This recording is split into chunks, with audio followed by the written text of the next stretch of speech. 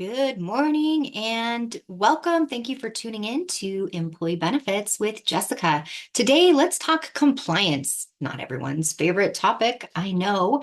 However, it is important that employers understand that they are required to follow federal compliance regulations with respect to the employee benefit plans they sponsor. These regulations are created to protect the interests of the plan participants. In the case of an employer, that would be your employees and their dependents. Generally, the more employee benefits an employer offers, the more complex compliance management becomes. Let's dive in. First, let's talk about required notices and documents. First off, if any of your employees are signing up for their benefits electronically, in other words, not using pen and paper, then they should have received a sample of consent for electronic delivery for any of the required compliance notices which are delivered electronically. They also have a right to opt out of electronic delivery of notices. And this really needs to happen before those notices are sent. Make sure if you are having your employees enroll online, if you are distributing required notices and documents online, that you have had each and every individual receiving these documents consenting to receive them electronically. If your employees have not consented to receive the documents electronically, then you need to ensure that they are distributed to them either in person or through certified mail. The health insurance marketplace notice can be commonly overlooked.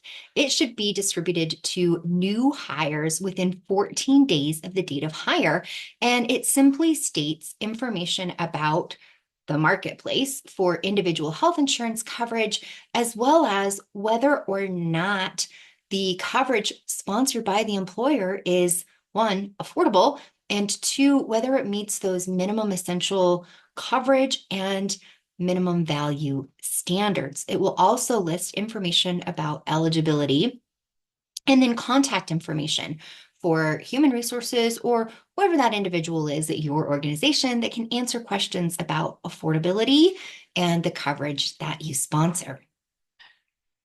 Also, the HIPAA notice of special enrollment rights is an important disclosure giving employees information about their rights to enroll outside of open enrollment in certain circumstances, such as loss of other coverage.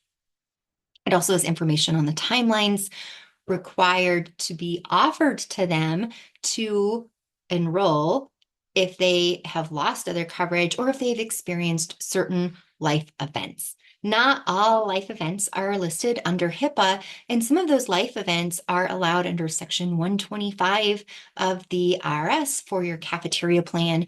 And for individuals to be able to enroll for those events, the information should be there listed under your Section 125 cafeteria plan. Could also be called a premium only plan.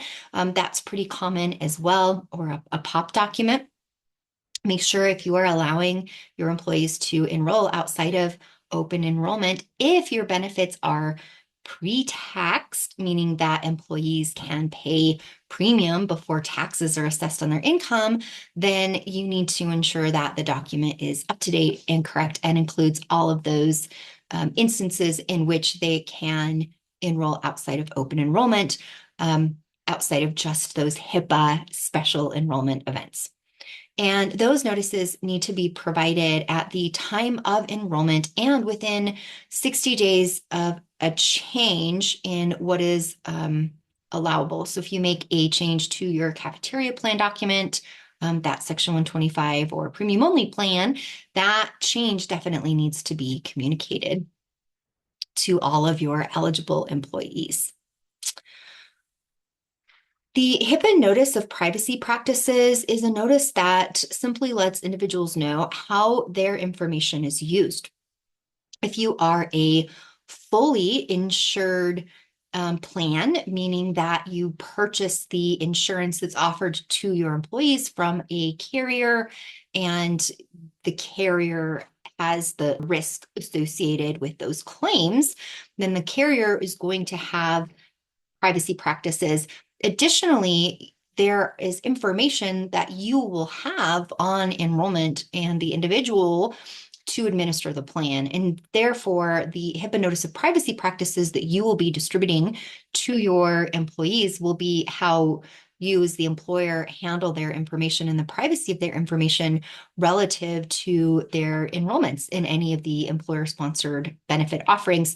Additionally, you would want to provide to them any of those privacy practices notices that are given to you to distribute from the carriers.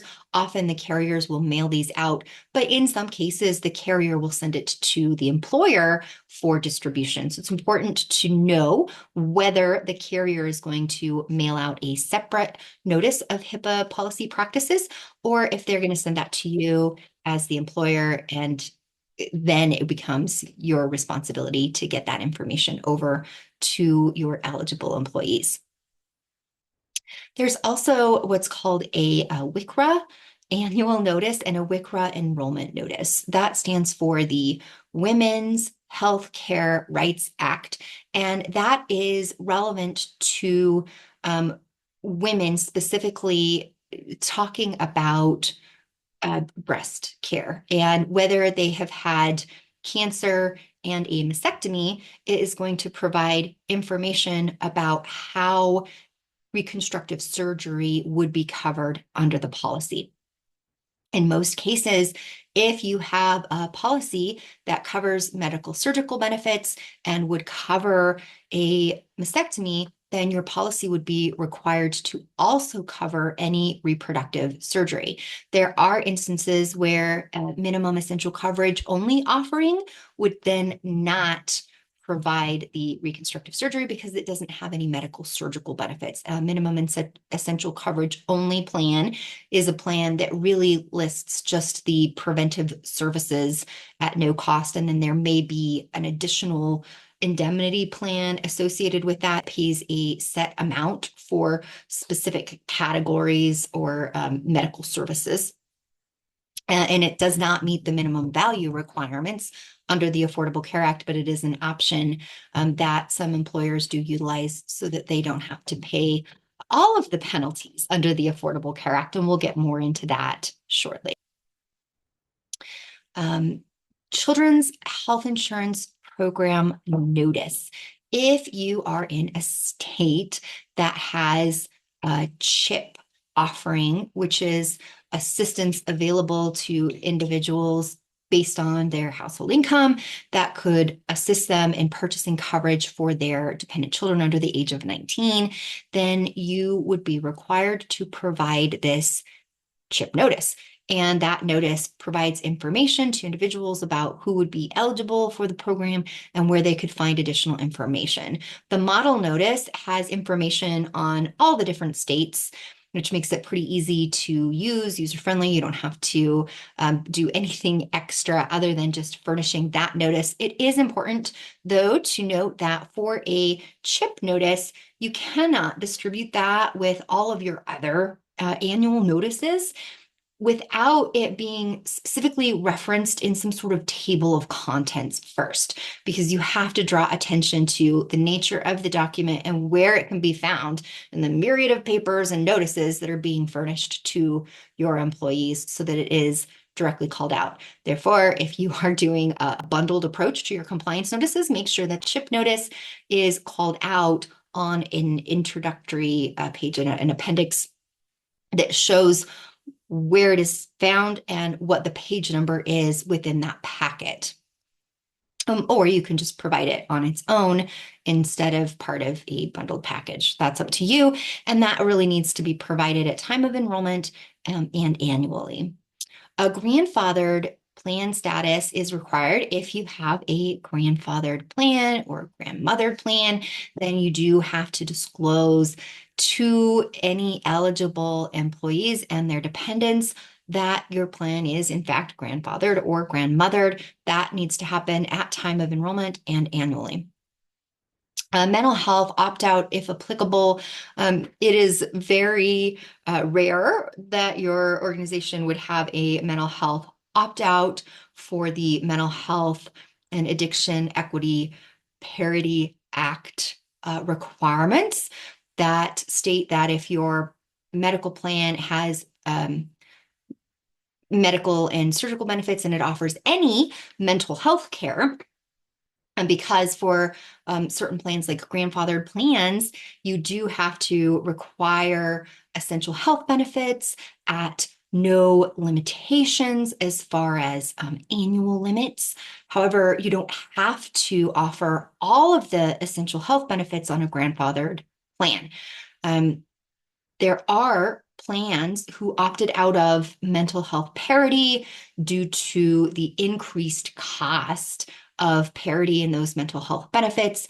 You would have had to have gone through a process to opt out and been confirmed for that opt out. And these opt outs are no longer available and are being sunset. So that it's highly unlikely that it applies to you. If you're not sure, reach out to your broker and ask them to help walk you through that process. Medical summary of benefits and coverage, also called an SBC. We did a separate video on the SBC, summary of benefits and coverage, already. If you have additional questions on that, then please certainly reach out. Let me know, leave a comment so that we can discuss this in greater detail. Those are required to be provided at or before the time of enrollment as soon as possible. In the event that there is a mid-year change to benefits that would impact the information that's listed on that summary of benefits and coverage, that information has to be communicated 60 days in advance of the change with an updated summary of benefits and coverage with that information, including the changes 60 days before that change takes effect. For mid-year changes. However, it's not the same for an open enrollment where plans commonly are changed, and that's expected. And that's why for your open enrollment, you really should provide that summary of benefits and coverage during that open enrollment presentation so that individuals can compare your benefit offering to any other benefit offerings that might be available to them, either through their spouse's plan or the individual coverage exchange. If you offer a wellness program, then you should have a wellness program disclosure that does need to be provided at or before time of enrollment. And then it will have specific information based on the type of wellness program that is offered. And based on your individual wellness program, you may be required to provide an alternate standard that somebody could complete if they are unable to complete the standard that was set in the wellness program. As a common example to this, smoking cessation. A smoking cessation program could be considered a wellness program. If an individual were to quit smoking, and that would then make them eligible for a discount on their premium, that absolutely is a wellness program under these rules. And because that would be tied to a health outcome, you would then also need to provide an alternative standard, such as an activity that they could complete. So in the case of a smoking cessation program, then the individual would need to be able to get that premium offset without quitting smoking, but by simply participating in the cessation program. So even if they've completed the tobacco cessation program and they're still smoking, they completed the program, so they need to get the wellness credit. And that alternative standard does need to be well documented within all of the materials that are being shared about the wellness program. And we can talk more about wellness programs in another video. We did touch on the premium only plan. In order to offer benefits to your employees on a pre-tax basis, meaning that taxes, income taxes, are not assessed until after the premium has been deducted from payroll, you would need to have a written plan document in place. This is a requirement of the IRS. And that written plan document is often called a premium only plan or a POP doc, and it falls under Section 125 of the IRS code. This written plan does need to be in place before individuals can elect to receive their benefits on a pre-tax basis. And there needs to be an adoption agreement associated with that plan document that has been signed by the authorized individuals at your company. This document also should be evaluated periodically and updated as needed. Summary plan descriptions should be provided within 90 days of being enrolled or within 30 days of request. A summary plan description is more in depth than just a summary benefits and coverage. Summary of benefits and coverage, you're providing sooner, you need to provide that at enrollment, or it's in 60 days in advance for a mid-year change. However, the summary plan description is provided within that 90 days of enrollment or 30 days of request, and it has a lot of additional information beyond just your summary of benefits and coverage. The summary plan description is going to have information about who is your plan administrator, who processes claims, what are the deadlines for claims submission, what are the deadlines for filing a suit against the plan, where do I file claims, what is covered under the plan, what would allow me to enroll in the plan. It has a lot of information beyond just the information that you would get in a carrier contract. It is a common misconception by employers that the information which is received by the insurance carrier for fully insured plans is sufficient to meet the summary plan description requirements of ERISA, and that is not true. Very seldom will all of the information prescribed by ERISA be in a document from your fully insured carrier. Even if you look at the policy document and the enrollee certificate or the certificate of coverage or certificate of insurance, they have different names for the same documents, they just don't include all of the information that is required to be included on a summary plan description. And it is actually the employer's responsibility to provide this summary plan description. It is common if you are a self-funded plan for your third-party administrator that you contract with to prepare one of these documents for those self-funded benefits for you to review and approve with your compliance department or your legal contact. However, it's just simply not the case for a fully insured plan. Chances are, if you have a fully insured plan and you have not worked with someone to prepare a summary plan description, you don't have one. And this is a great question for your broker if you're not sure. A summary of material modification is similar. It's like an addendum that goes with your summary plan description. It is a document that summarizes any changes to that summary plan description so that you don't have to just completely redo the whole summary plan description with changes.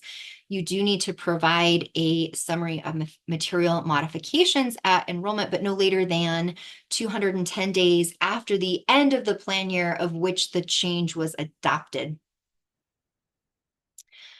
And then a summary annual report may or may not be applicable to you. This is a report that summarizes information off of a Form 5500 filing. We'll talk more about a Form 5500 filing in just a bit. And that needs to be provided within 9 months after the end of the plan year. CMS, the Centers for Medicaid, Medicare Services, Creditable Coverage notice is due to your benefit eligible employees and their dependents before October 15th. Specifically, this notice is due to anyone who is Medicare eligible. Often you might not track who's Medicare eligible, and there are times that someone could be eligible for Medicare outside of age. Therefore, it makes sense in general to provide a notice to all of your enrolled members so that they have that information. And that information helps them to make important decisions with respect to their Medicare coverage. And it explains whether or not the employer-sponsored coverage is creditable when it comes to the prescription drug plan. That's important because an individual who is eligible for Medicare but does not enroll in Medicare Part D, which is the prescription drug coverage portion of Medicare, when they're first eligible, will be assessed a penalty in subsequent years. It can get very expensive added onto their premium if they were not already enrolled in creditable coverage.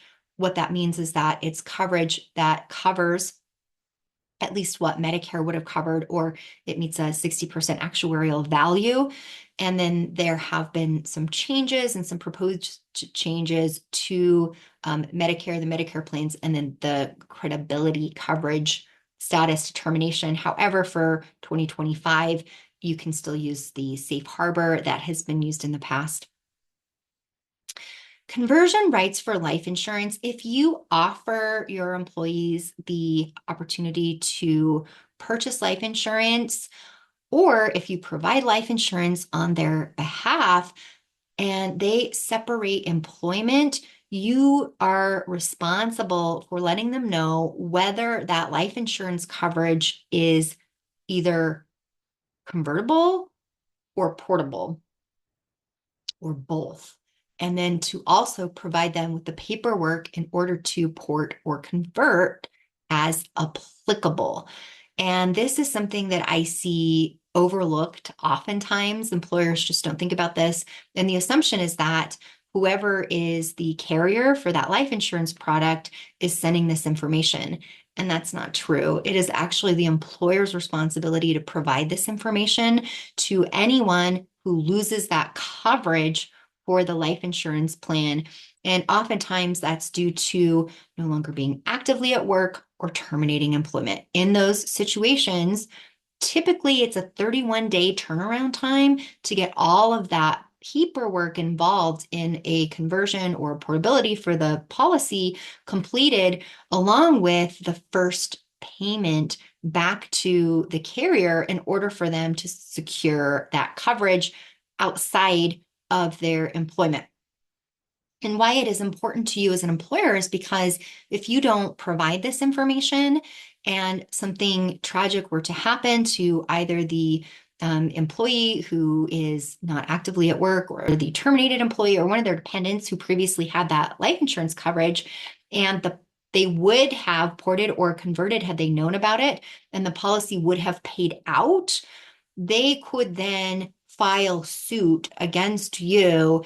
And what we have seen is that courts favor those terminated employees or no longer active employees and their dependents over the employer, because the employer was responsible to provide that information.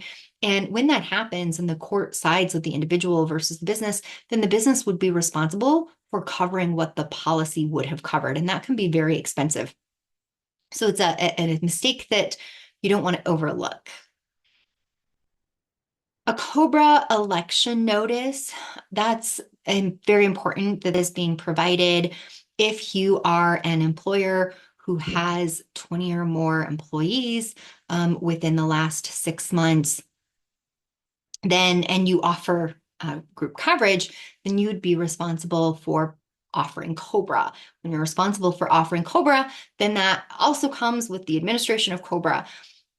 What I have seen happen, unfortunately, is that there is an assumption that if you hire a COBRA vendor, the COBRA vendor is going to do everything for you. The reality is that not every COBRA vendor does everything.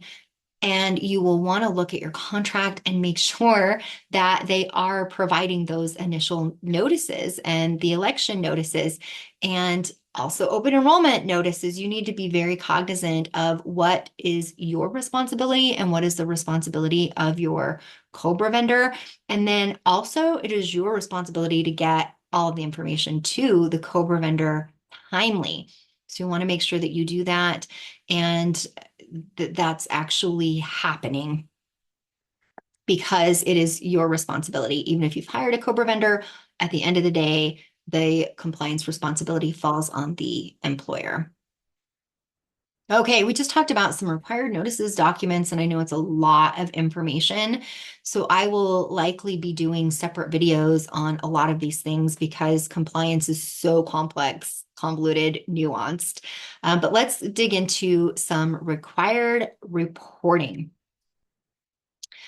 Center for Medicare Medicaid Services, CMS, has what's called a prescription credible coverage reporting. We already talked about the CMS credible coverage notice that needs to be provided to any of your employees or their dependents who could be eligible for Medicare.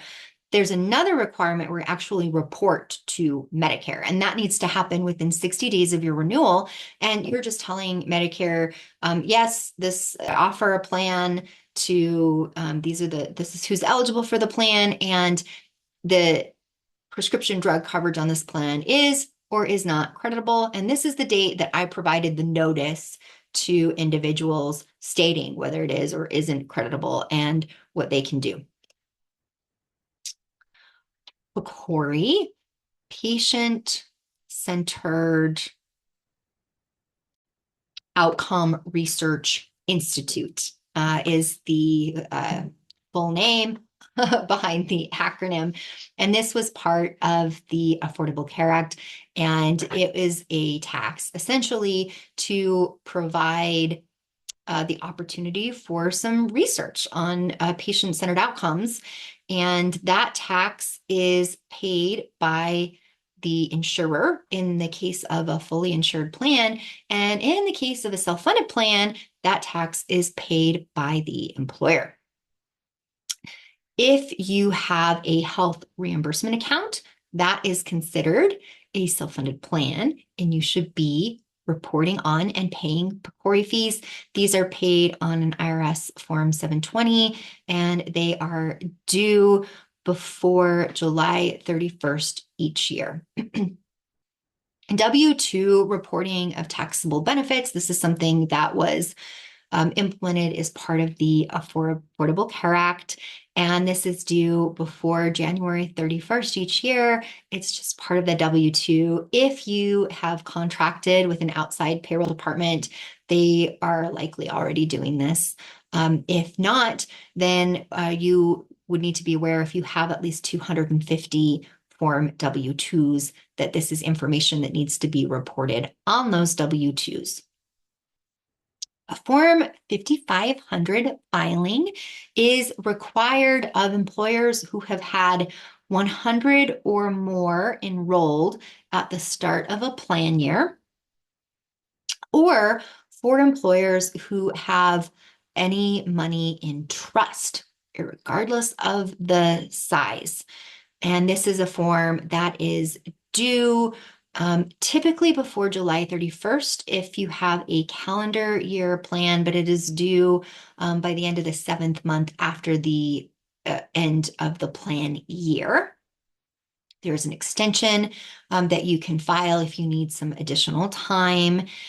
And this form has information, a lot of financial information for your plan participants. And also, anytime that you file this form, you would be required to provide a summary annual report, which is a written form of the information on the form that you would provide to everybody who participated in the plan.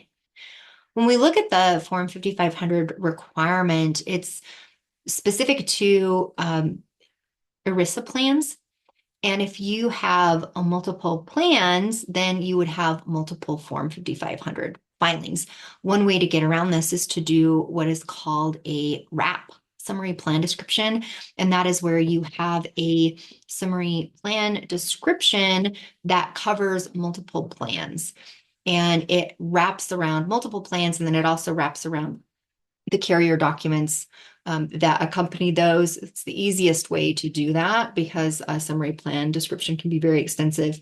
And instead of just repeating the information on the carrier forms, policies, and enrollee certificates, in addition to the additional information required by an SPD, it can be a lot simpler process to just include what's missing and wrap it around all of the carrier documents listing multiple plans. There are pros and cons.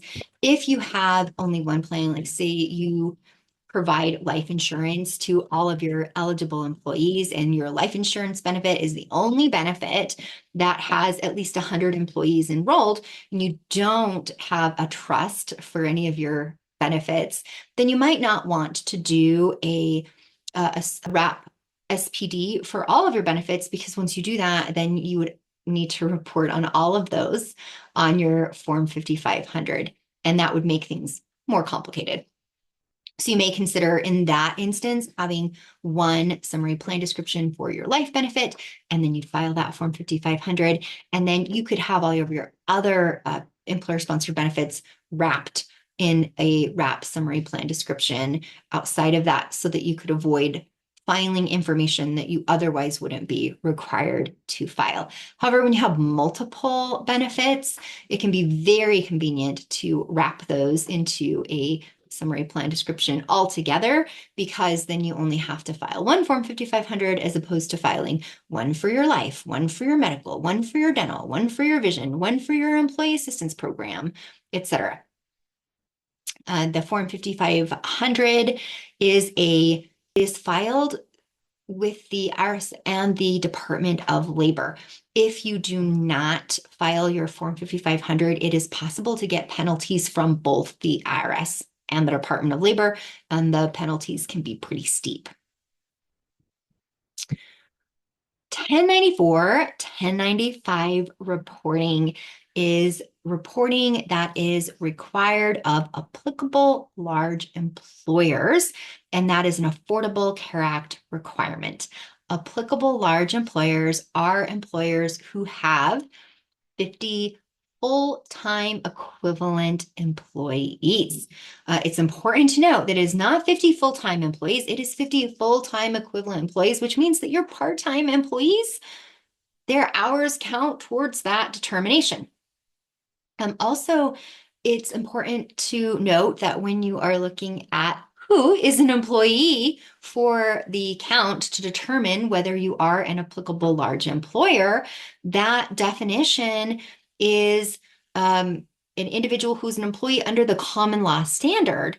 So for the common law standard, you can look at section 31.3401C-1B. What might be easier is to say who is not a common law employee, and that would be defined as a leased employee. So, for example, if you're using a staffing agency and you don't prepare their W-2, their W-2 is prepared by a staffing agency, they're a leased employee, they're not your employee, they don't count for purposes of determining whether you're an applicable large employer. Also, you would not count sole proprietors or partners in a partnership, or somebody with a 2% share of an S corporation, so a 2% S corporation shareholder, or a worker that's described in section 3508. They are not employees. Otherwise, who is an employee? Well, if you're giving them a W-2, they're your employee.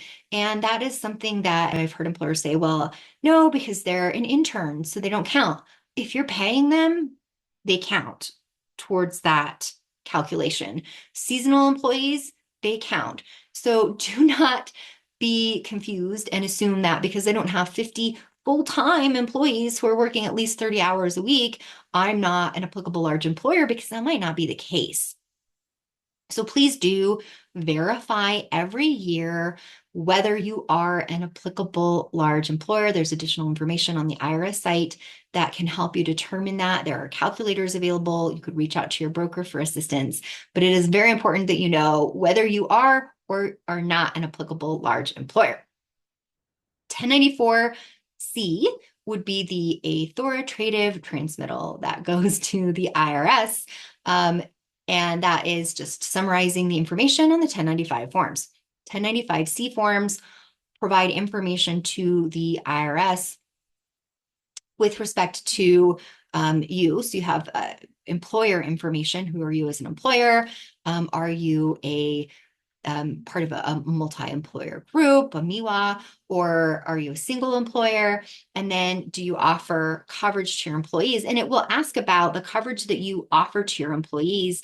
And for every individual who would be eligible for coverage, and that's defined as somebody who is expected to work 30 or more hours per week, or if you had somebody that you hired and you didn't expect them to work 30 or more hours a week, then you would use that look back measurement period. And that's for a different call when we go into the weeds of the Affordable Care Act. And you would look at their average hours over a 12-month period, and there are rules with respect to what 12-month period, or it could be less than 12 months for your look back period. And then there are stability periods assigned as well. Kind of going down a rabbit hole here. However, anybody who is a full-time employee, either because of the hours they worked, met that threshold of 130 hours per month or 30 hours per week, or they were hired to work that many hours, you would report on them. And each of these 1095-C forms will go to that individual, as well as go to the IRS as a copy. And it's going to have information by each month of the year. And there are very specific codes. You would have multiple codes to choose from based on different scenarios. And we can do a whole another video just on ACA reporting and those codes and what they mean, because it's very in-depth and involved. And that helps the IRS to reconcile, one, do you owe an employer responsibility payment? And that could be either you owe, there are two different assessments. We would call it like the Part A penalty or the Part B penalty. And the Part A penalty is the huge penalty where you have to pay a set amount for every one of your full-time employees minus so many. Or a Part B penalty where you would pay so much for any employee who received an advanced premium tax credit or some subsidy on the individual market. And that's called the employer shared responsibility under the Affordable Care Act. So that's number one. The IRS wants to know, do you owe us money because of this employer shared responsibility under the ACA? And then two, they want to know, did we give a tax credit to someone who should not have received a tax credit because their coverage was considered affordable under the ACA standards, and they had that affordable option from their employer that meets the minimum essential coverage standards and the minimum value standards? And for the IRS to reconcile those things, they require annual reporting. In addition to the 1094, 1095-C forms, there is the possibility that you might not be an applicable large employer who's required to provide coverage or pay a penalty and then report on it. If you're a self-funded employer, regardless of your size, if you self-fund coverage and you otherwise wouldn't have to provide forms, you have a form filing requirement.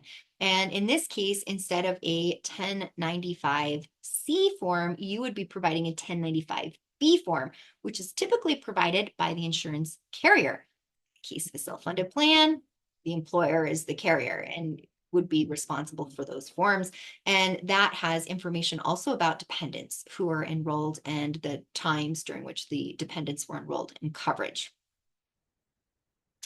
The 1094, 1095 forms are due typically before January 31st each year. There are different requirements. So the forms are required to be furnished to employees. And then the forms are also required to be furnished or filed with the IRS electronically. And those are due on two separate dates. Additionally, there are some states who have enacted state required filing. And if you live in one of those states, then you have additional filing and form requirements for your state. It's very important to know whether you have employees in one of these states that requires additional reporting to the state in which they live. Discrimination testing. Discrimination testing should be assessed annually. And the discrimination testing is intended to determine whether you are providing a better benefit to individuals who are key employees or highly compensated employees. And the intent is really to have more equity across plans. This is going to be required for any benefit that is offered on a pre-tax basis. And then if you sponsor a self-insured plan, then there would be some discrimination testing that would be important under Section 105H, and that's separate. So there's a discrimination testing if you offer benefits pre-tax to make sure that individuals who are highly compensated employees or key employees aren't getting a better benefit than your other employees. Or if you have a self-funded plan, they want to make sure that there's parity in eligibility and also in how the plan is operated. And that you're not, again, not favoring key employees or highly compensated employees in the plan design or the benefits that are being offered. Pharmacy benefits and drug cost reporting, also called RxDC reporting. The name itself is a misnomer because this reporting involves so much more than just pharmacy reporting, and it looks at other information about how many individuals were enrolled and is coverage available to individuals only in specific states or nationwide, and what about medical coverage that's paid. There's a lot of information that goes into this RxDC reporting, which is due before June 1st each year. And oftentimes employers think, well, gosh, it's this prescription reporting, my carrier is going to do it for me. The reality is that if you are fully insured, yes, your carrier is going to do some of that reporting on your behalf because they are also required to do reporting as an insurer, but they don't have all the information for all the pieces of the reporting. And what typically happens is they would send you a survey, an email to whoever the contact is they have on file, and hopefully whoever gets that is going to read through it, take action, ask questions if they're not sure what to do. If you don't provide all of that information in the survey, then they're just not going to report that additional information that is required on this RxDC reporting, and you're going to be non-compliant. Also, self-funded employers, they might have a situation where they work with multiple vendors and there's reporting required for all parties because there's the reporting required by whoever the third-party administrator is for the medical benefit. If you have a separate wellness vendor and separate wellness benefits, then you might need to report on that as well. If you have a direct primary care arrangement, then there's some reporting that would need to be done there. If you have a separate PBM, pharmacy benefit manager, then there's additional reporting that would be required. And therefore, self-funded plan sponsors really need to coordinate with all of the different parties and have an understanding of what each party will and won't do for the reporting. Common sense would say, oh, it's predominantly for prescription coverage, so of course my pharmacy benefit manager is going to do this reporting for me. Unfortunately, no. The law says that it's the responsibility of the group plan sponsor, i.e. the employer, and the insurer. A pharmacy benefits manager is not an insurer, and there is no obligation for them to do this reporting. In fact, a lot of these PBMs are charging additional money to do the reporting if they'll even do it. Or sometimes it's very difficult to get the information from them to do the reporting yourself or to hire another third party to do that reporting. So that can be very complicated. You'll want to make sure that you understand what is required of you as the employer and who is reporting what, if anything, on your behalf and whether there are any costs associated with that. Mental Health Parity and Addiction Equity Act, non-quantitative treatment limitations. This is a requirement to have parity between the mental health benefits offered by your plan and the medical surgical benefits offered by the plan. And it's a non-quantitative treatment limitations because it's looking at things other than just how many days, something that can be quantified really just with an easy number, but they're looking at pre-authorization requirements, barriers to entry, network adequacy, payment to providers. There are so many parts and pieces, nuances that go into this Mental Health Parity and Addiction Equity Act reporting.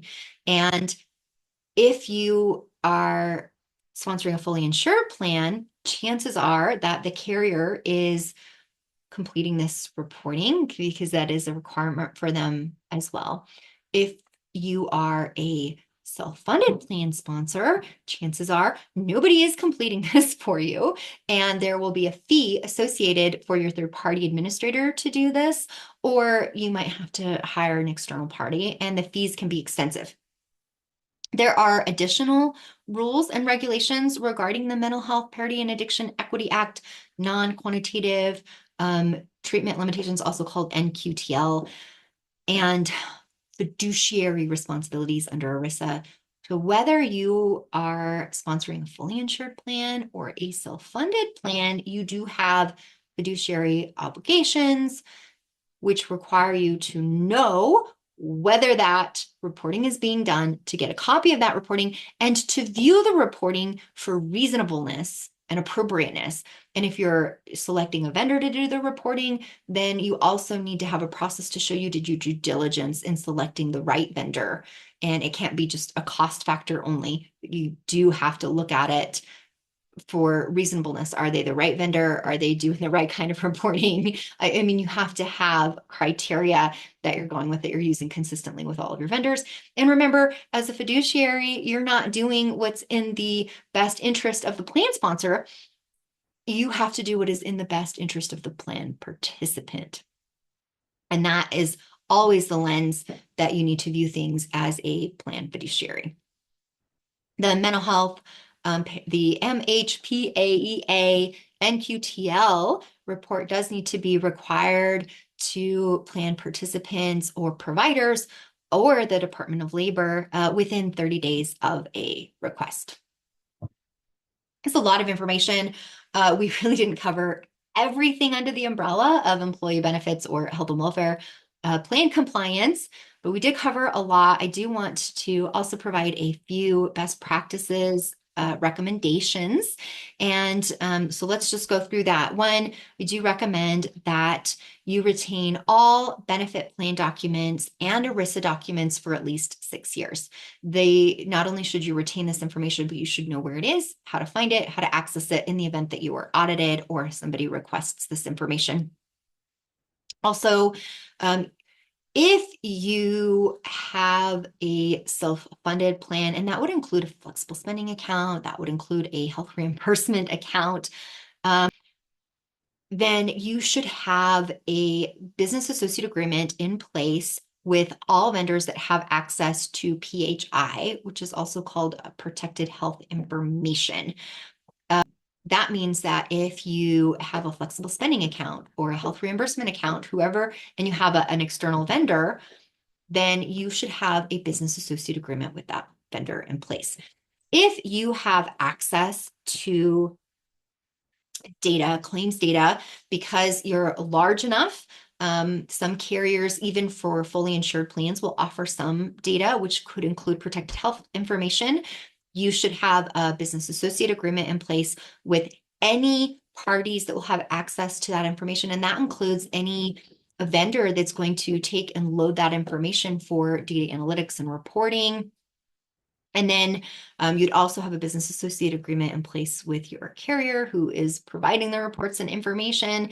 And then with that, anytime you have access to protected health information, there are additional responsibilities under HIPAA that you want to be aware of. And then you want to make sure that everybody who has access to protected health information is trained on HIPAA every year at a minimum.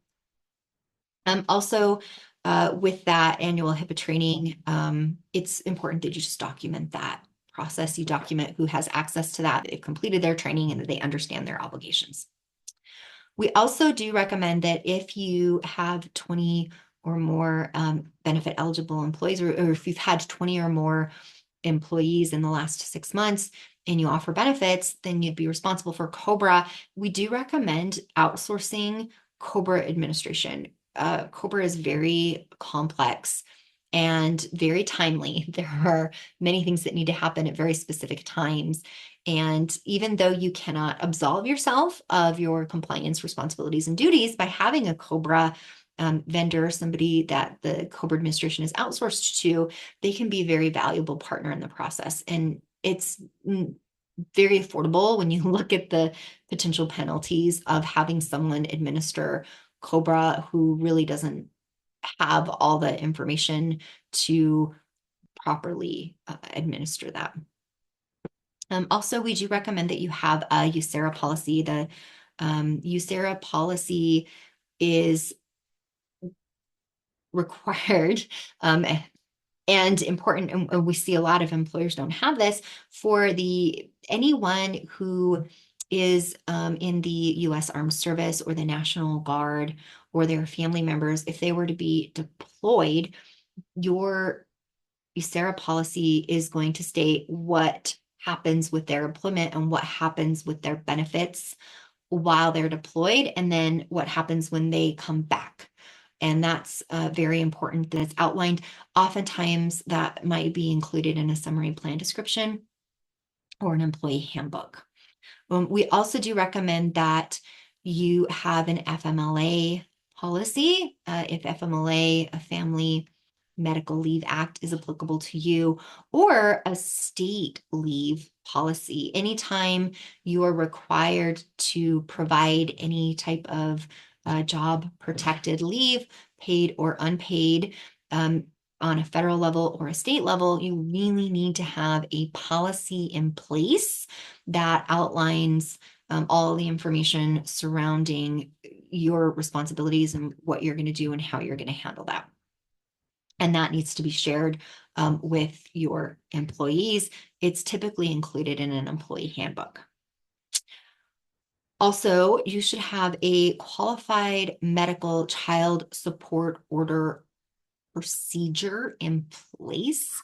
It needs to be a written procedure outlining how your organization handles requests to have children added to the health policy in different circumstances, and for you to determine whether it is a qualified request or not, and what time frames will be used, will be met in that determination.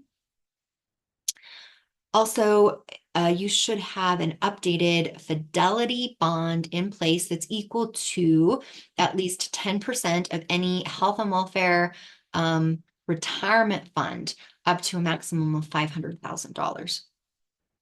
If you offer a retirement plan, a 401k plan, a 403b plan, you should work with a property and casualty, often called P&C, advisor or insurer, and make sure that you do have a fidelity bond in place.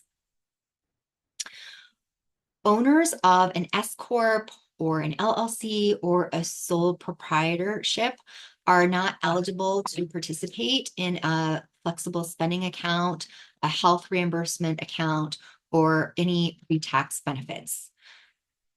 That doesn't mean that they can't participate in a medical and dental plan. It just means that their premium has to be assessed post-tax and cannot be part of your Section 125 cafeteria plan. And the reason for that is because these individuals aren't considered employees under the IRS definitions of an employee. Therefore, they're not eligible to participate in a Section 125 plan, which is where that's the standard that allows you to offer benefits on a pre-tax basis in the first place. And then I do recommend that you have a compliance history recorded, that you record the notices that were provided to your employees, when and how they were provided to your employees, that you have information documenting any non-discrimination testing, documenting all of your fiduciary responsibilities and obligations under ERISA, just all in one place. You should really have a document of your compliance that is easily accessible in the event that you were audited and it was necessary, or in the event that you have to bring somebody new on who doesn't have that history with your organization. And that really should have all the benefit plan documents and all the information relative, anything that we've talked about and discussed today please do document it and keep it safe and secure, and where anybody who needs to know can access that information. And with that, I'm going to say thank you so much for tuning in to Employee Benefits with Jessica. I hope this information was helpful. And if there is something more you would like to learn, it's good for me to know. Please just leave that request in the comments, and that will allow me to either answer in the comments, or maybe I can make a more robust or in-depth video in the future. Thank you so much, and I hope you have a great rest of your day. Bye.